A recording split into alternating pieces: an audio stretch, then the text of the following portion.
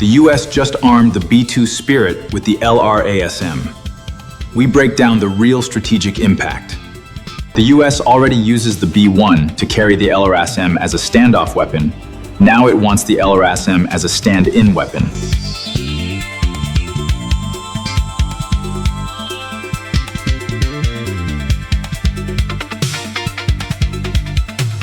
The integration of the AGM-158C LRASM onto the B-2 Spirit heavy bomber represents a fundamental shift in how the United States plans to penetrate China anti-access and area denial bubble.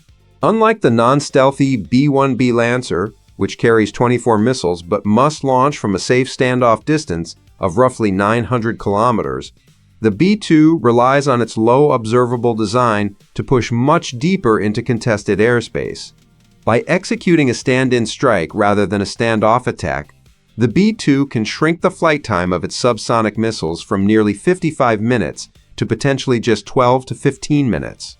This drastic temporal compression leaves Chinese defenders with a severely truncated reaction window, effectively bypassing their long-range fighter interception protocols. Although the B-2 carries only 16 LRASM-8 fewer than the B-1B, the stealth platform ability to close the distance shifts the tactical value from sheer volume to the element of surprise. However, it is crucial to remember that the B-2 is an aging asset, with only 19 operational units remaining, and its production line is permanently closed. This makes the B-2 an incredibly high-stakes asset, as losing even a single unit would constitute a catastrophic strategic loss for the United States Air Force. The main goal of this configuration is not necessarily the outright sinking of an entire carrier strike group, but rather achieving a decisive mission kill on high-value targets such as flight decks and radar installations. If even a few of these highly autonomous missiles penetrate the defensive screen, they can cripple a capital ship combat effectiveness without necessarily destroying the hull. The United States first demonstrated this evolving capability during the Valiant Shield exercises, with the most concrete confirmations of a live SYNC-X emerging from the 2026 iteration. This specific capability forces Chinese military planners to rethink their defensive assumptions, as their traditional early warning advantages are severely degraded by the bomber low-radar cross-section. Ultimately, this integration serves as a bridging strategy for the future B-21 Raider, which is designed to execute these stand-in tactics with even greater survivability and payload flexibility.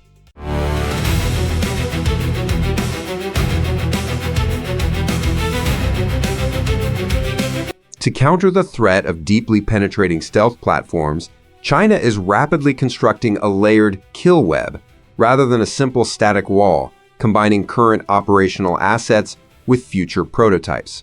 The current operational backbone relies on proven systems like the KJ-500 airborne early warning aircraft, the WZ-7 Soaring Dragon high-altitude surveillance drone, and a constellation of Yaogan reconnaissance satellites. These existing platforms already provide persistent coverage over the Western Pacific, feeding targeting data to surface combatants like the Type 055 destroyer without requiring them to activate their own radars. Looking toward the future, China is developing advanced unmanned systems to fill the gaps in this network, including the GJ-11 Sharp Sword stealth drone, which reportedly entered service by 2025 and was seen flying in formation with the J-20 fighter in early 2026. Another key concept is the FH-97A Loyal Wingman, though Western analysts estimate this platform remains at least 5 years away from full operational capability, as it is still in the prototype and testing phase. The theoretical centerpiece of this future web is the CH-7 stealth drone, which conducted its maiden flight in late 2025 and is currently undergoing rigorous airworthiness validations. Defense analysts suggest the CH-7 is designed as a high-altitude, long-endurance ISR platform that may carry advanced radar systems, potentially including low-frequency AESA arrays, optimized for look-down detection of flying-wing targets like the B-2. However, it is important to note that the specific radar capabilities of the CH-7 remain speculative, as open-source intelligence has not confirmed its exact sensor suite. The conceptual strategy involves the CH-7 operating at extreme altitudes to act as a persistent wide-area sensor, using its specialized frequencies to expose the silhouettes of approaching bombers from angles that surface ships cannot achieve. Once a potential track is established, this data would theoretically be shared instantaneously with closer assets like the GJ-11 via encrypted data links, enabling a coordinated response. This distributed architecture is designed to trap approaching attackers in a massive crossfire, but its real-world effectiveness depends heavily on the resilience of these communication networks under intense electronic attack.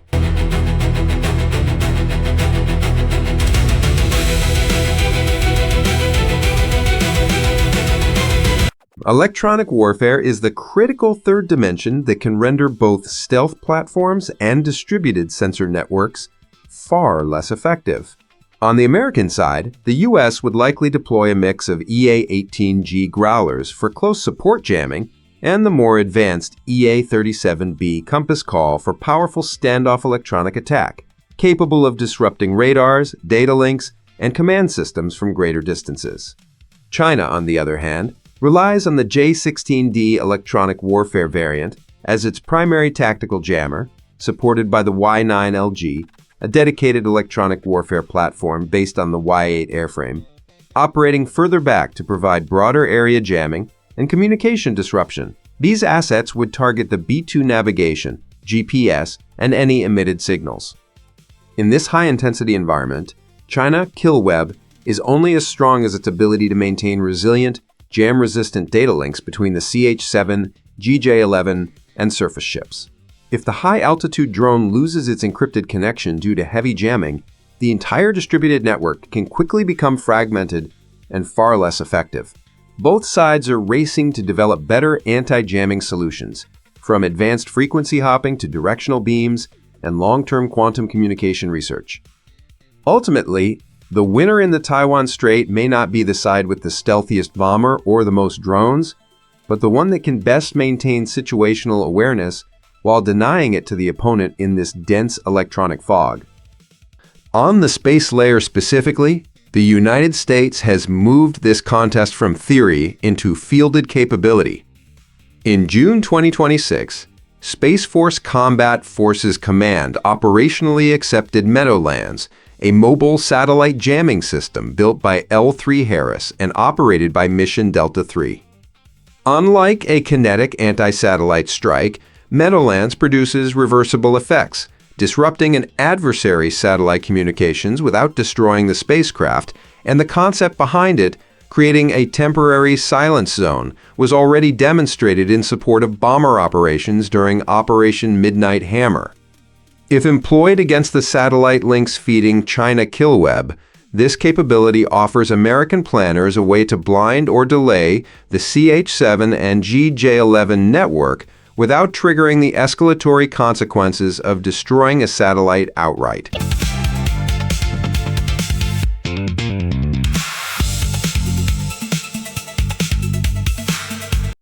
This leads directly to the core strategic dilemma for American commanders. Is it worth risking an irreplaceable $2.1 billion platform to close the distance and execute a stand-in strike against a fortified drone wall? If the CH-7 or its supporting sensors successfully strip away the B-2 stealth at high altitude, the bomber becomes an oversized target for China land-based long-range interceptors before it can even release its payload. This reality suggests that despite possessing stand-in capabilities, the United States may still be forced to rely heavily on standoff distances during the opening phases of a conflict, reducing the B-2 tactical value. However, the mere option of a stand-in strike creates a powerful psychological barrier, forcing Chinese planners to dedicate significant resources to protecting their airspace against a threat that may or may not materialize. American strategists can leverage a hybrid approach, using heavy standoff salvos from B-1B to saturate the drone network and force the CH-7 units to shift positions or expend their limited countermeasures. Once the Chinese kill web is structurally disrupted or blinded by intensive electronic warfare, The B-2 can then safely commit to a penetration profile, but this sequence relies on perfect timing and flawless execution across multiple domains. The financial mathematics of this engagement are equally unforgiving, revealing a brutal cost exchange trap that both sides must navigate. A single LRASM is estimated to cost roughly $3 to $4 million, while the interceptors required to shoot it down, such as the HQ-9 series, can cost anywhere from $1 to $5 million each, depending on the variant. In a salvo of 16 LRASM, China would need to fire a significantly larger number of interceptors to guarantee a high probability of kill, potentially draining the magazine depth of its Type 055 and Type 052D destroyers within minutes. If even one or two LRASM evade the defensive screen and achieve a mission kill on a carrier flight deck, the entire strike group offensive capability is neutralized, representing a strategic victory for the attacker, disproportionate to the cost of the ammunition expended. Conversely, if China successfully detects and destroys the approaching B-2, the United States loses a national treasure that cannot be replaced, effectively crippling its penetrating bomber fleet by 5% in a single engagement. This economic asymmetry fundamentally changes the calculus of deterrence, where the perceived value of the asset at risk often outweighs the tactical benefits of the mission itself.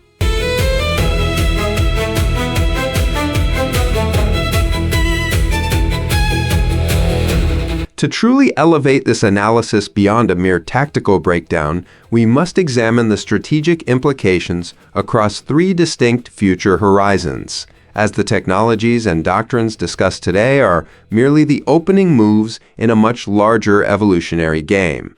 Horizon 1, spanning roughly 2027 to 2030, will likely be characterized by a psychological barrier where neither side fully trusts its systems to deliver a decisive victory. The CH-7 will still be maturing, the B-2 will remain too precious to risk, and both forces will rely heavily on their existing standoff and stand-in capabilities to signal resolve without triggering open conflict. During this period, China does not necessarily need to shoot down a B-2 to succeed. It merely needs to make American commanders uncertain enough to keep the bomber grounded, achieving what scholars call deterrence by uncertainty. Conversely, the United States can use the threat of the B-2 stand-in strike to force China to invest billions in counter-stealth technologies, draining resources from other critical modernization programs. This phase is essentially a high-tech staring contest, where the cost of maintaining the defense weighs heavily on the defender economy. Horizon 2, extending into the early 2030s, will shift the focus decisively toward the B-21 Raider and the advent of massed unmanned systems on both sides. The B-21 is designed to be more survivable, more numerous, and more cost-effective than the B-2, and it will be accompanied by a swarm of collaborative combat aircraft, or CCA, acting as decoys, jammers, and additional weapons carriers. On the Chinese side, the GJ-11 and FH-97A will likely reach operational maturity, enabling the deployment of genuine AI-driven swarms that can adapt to changing threats in real time. The battlefield will no longer be a duel between a single bomber and a few drones, but a complex engagement between competing AI algorithms and autonomous systems, each trying to outpace the other Observe, Orient, Decide, Act, or OODA loop. The winner of this phase will be determined not by platform superiority, but by which nation has developed superior software, data fusion, and industrial capacity to rapidly iterate and deploy new capabilities. This represents a fundamental shift from platform-centric warfare to algorithm-centric warfare. Horizon 3 introduces the wildcard of space domain vulnerability and the destabilizing potential of a lightning-fast 72-hour conflict. Both sides recognize that their kill webs, whether American or Chinese, are critically dependent on satellite communication and reconnaissance, making anti-satellite weapons a potential first-strike tool to blind the opponent entirely. If China can disable American GPS and reconnaissance satellites early in a conflict, The B-2 and its LRASM lose their precision navigation and real-time targeting data, severely degrading their stand-in capability. Simultaneously, if the United States can disable China's satellite links, the CH-7 drone wall loses its ability to relay targeting data to the surface fleet, isolating each node of the kill web. This creates a scenario where the opening hours of a conflict might determine the outcome, as both sides race to degrade the other space-based sensors before committing their manned assets. Politically, this capability changes diplomatic calculus, as the United States demonstrates it can threaten the Chinese fleet without deploying an entire carrier battle group, while China shows it can detect stealth without relying on ground-based early warning radars. The strategic foresight conclusion is that both nations are building capabilities for a short, intense, and potentially decisive strike, rather than a prolonged war of attrition. Ultimately, the question of whether the B-2 Spirit can definitively breach China drone wall misses the larger point, as the true contest is about adapting to the rapidly evolving character of modern warfare. The B-2 integration represents a temporary, albeit powerful, demonstration of a doctrine that is already being superseded by the B-21 and AI-driven swarms, while the Chinese drone wall is still a prototype-filled vision of what future air defense might resemble. Neither system is fully ready for the high-intensity electronic warfare environment that would define a real conflict, and both face significant technical hurdles before they can achieve their advertised potential. What matters most is the trajectory of this technological race, where the United States leverages its advantage in advanced materials and software integration, while China capitalizes on its industrial scale and rapid iteration cycles. The era of stealth is not dead, but it must evolve by integrating with electronic warfare, autonomous systems, and resilient space-based networks to remain relevant. In strategic foresight, forcing your adversary to rethink their fundamental assumptions, as both sides are currently doing, is already a form of victory in the endless competition for deterrence and dominance.